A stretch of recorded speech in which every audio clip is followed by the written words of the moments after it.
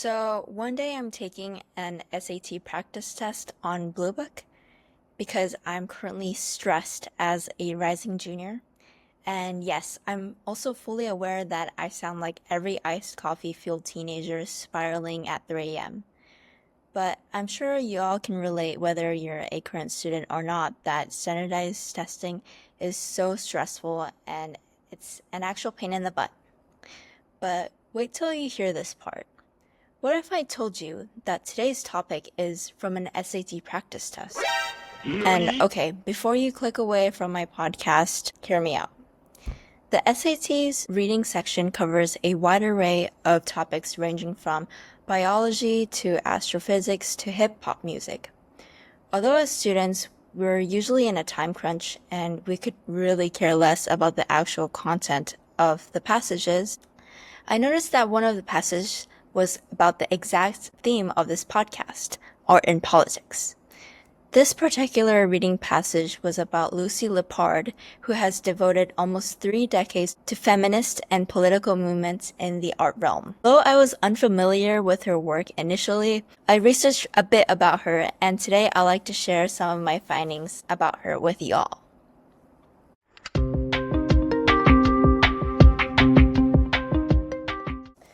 Welcome to Articulated, the podcast where we ask big questions like, is that a banana taped to a wall or the fall of capitalism? I'm your host Youki, and today we're diving into how art and politics have always been intertwined. By the time you finish listening, you will leave with existential dread, but also knowledge that will save humanity. Lucy Lippard is one of the most highly regarded and influential art critics in the art world in the last decades. Born in 1937 in New York City, she is an art historian, curator, writer, and an activist. As well as this era being prior to the start of World War II, the Great Depression has shaped New York's art scene dramatically. The Great Depression significantly impacted the art world, leading to the rise of social realism, which is attributed to the establishment of the Works Progress Administration, or the WPA, to provide work for unemployed artists due to the effects of the Great Depression. Basically, the government said, "You broke? Here's some pain and a political mission." Lucy Lippard's path into the art world was shaped by a combination of academic training, early career experiences, and a growing interest in art that reflected contemporary issues. She practically grew up with art around her, with both of her parents being artists. At Smith College, she studied art, in which she later states that she only chose the major because she wanted to go to Paris in her junior year. Honestly, who among us hasn't chosen a major based on vibes and travel opportunities? Yes, sir. She moved to New York and started doing miscellaneous jobs, which a lot of people inevitably end up doing when they first come to New York. Shout out to the struggling artists, baristas, and coast checkers of the world. But she had a passion for one thing, which was to write, particularly fiction writing. However, she was soon met with a difficult reality, which was that she wasn't particularly gifted in fiction. We've all been there. Turns out writing the next great American novel is hard. However, this turned out to be a blessing in disguise for her, as she later earned a master's degree in art history from New York University, which exposed her to the possibilities of art writing. Her early work at the Museum of Modern Art, where she researched and interacted with curators, provided her with a strong foundation in art history and a familiarity with the art world's workings. Lippard describes the art scene in the late 50s as the heyday of 10th Street, which was the first modern facility designed to solely serve the needs of artists. The building's basement became the meeting place for the Bombshell Artists Group. Imagine brainstorming modernism while literally surrounded by fumes and chaos in the basement. That's commitment. Direct interaction with artists exploring new media and conceptual styles really influenced her into go into art writing and to pursue this field further. Particularly, Lippard engaged herself with conceptual artists. Conceptual art is an art movement where the concept or idea behind the artwork is more important than its physical form or aesthetic value. Translation: sometimes it's just a rock on the floor and we're supposed to cry about late capitalism. However, in 1968, there was a pivotal change in Lippard's life.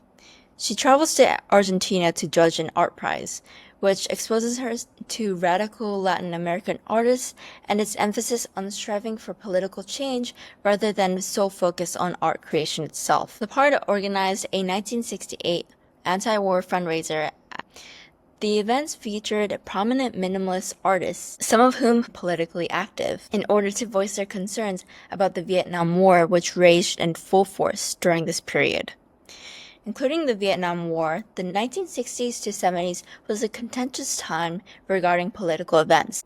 Artists became much more focused on presenting their own political stance about these subject matters, fighting for change in an unconventional medium. The 1960s brought a new type of pop imagery and utilization of industrialized materials to art, mass-produced goods, consumerism, and the expanding impact of American pop culture. Not only did the 1960s art movements embrace the new, but also it rebelled against the old status quo.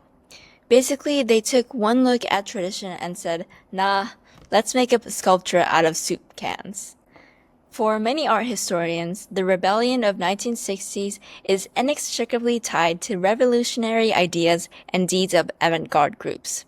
Lippard wrote about her experience working with artists to advocate for political change in her book, Not a History, which was an account of how messy and chaotic it can be when working with artists.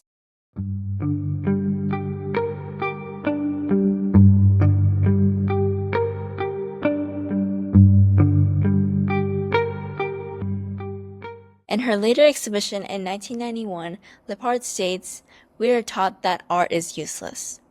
While she voices no objection to art that sits quietly in galleries and concerns itself with aesthetic values, her interest in art lies in socially committed work that moves people to action.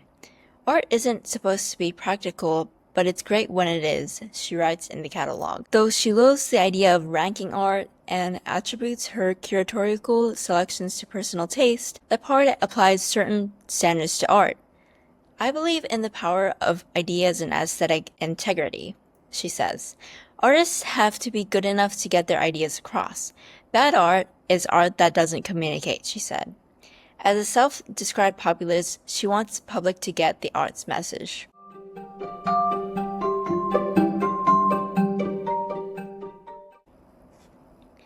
The various art movements in the 60s led Lippard to realize that maybe art isn't just about creating things that are visually appealing. It's about what art represents or stands for. The most influential work by Lucy Lippard is considered to be 6 Years, the dematerialization of art object from 1966 to 1972, published in 1973.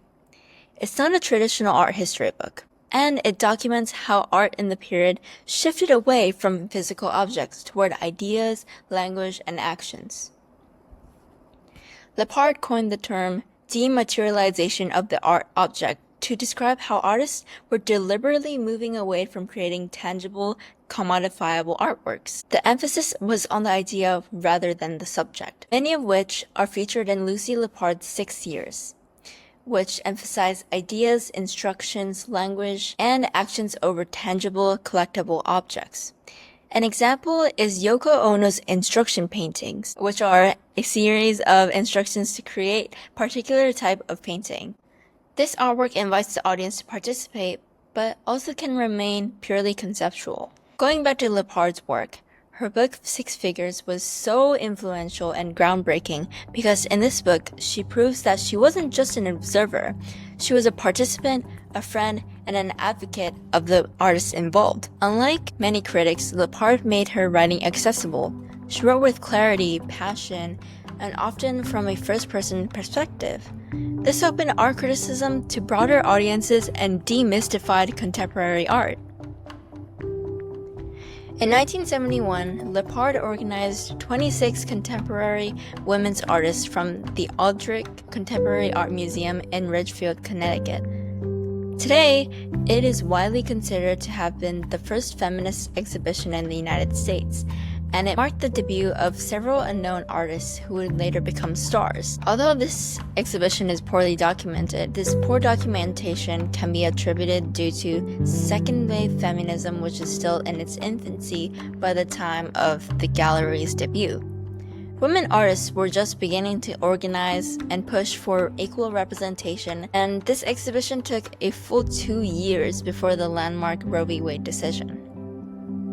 Lippard's act of curating the exhibition was an activist gesture, but she understood that change would come slowly and was going to be met with resistance from all different facets. In an interview some years later, she reported that she never actually proposed an feminist exhibition to the museum's founder, Larry Ardrich. Rather, the museum invited her to curate a show on any topic of her choosing, and only later did she reveal that the topic of the exhibition would be about women artists. The museum's founder was pretty displeased with Lippard's decision, which might have also translated to the lack of documentation of this exhibition. Imagine the horror that the museum's founder faced. Like, what? Women? Making art? There is also much to be learned from how revolutionary thinkers formulate their ideas, and Lippard has explained that the process of organizing 26 helps her develop what she calls her feminist consciousness. As for the artist, this exhibition offered a big break, and they uniformly speak of the critical role Lippard played in their lives and careers.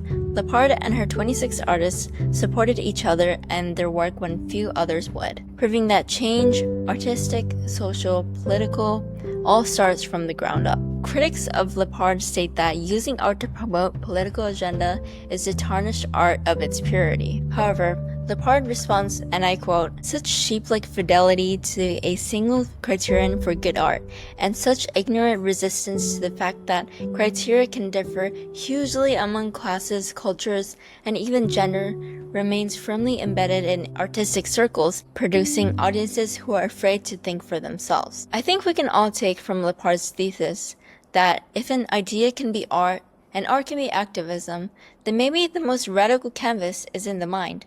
So I would like to end today's episode with a question. What are you curating in your mind? And hopefully it's not just brain rot and stress. But hey, no judgment.